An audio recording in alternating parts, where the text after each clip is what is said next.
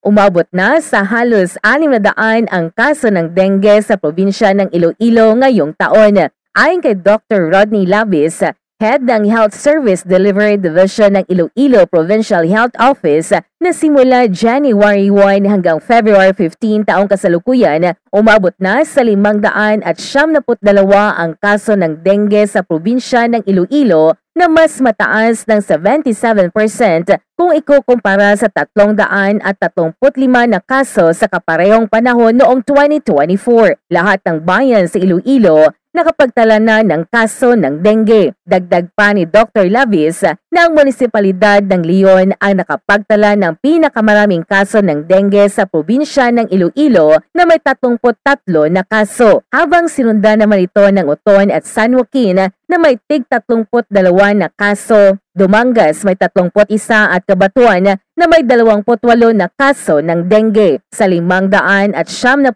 na kaso ng dengue sa probinsya ng Iloilo ngayong taon, 5 dito ang namatay. 2 sa namatay ay nanggaling sa bayan ng Pututan at tig-1 naman sa Oton, Tigbawan at Carles. Patuloy naman na hinihiling ng Provincial Health Office sa mga barangay official sa Iloilo na pangunahan ang mga hakbang sa pagsugpo ng lamok sa kani-kanilang barangay at i-activate ang Dengue Task Force para maiwasan ang pagtaas pa ng kaso ng dengue. Ito si Jennifer Karikitan para sa Radyo Alternatibo Balita Nationwide.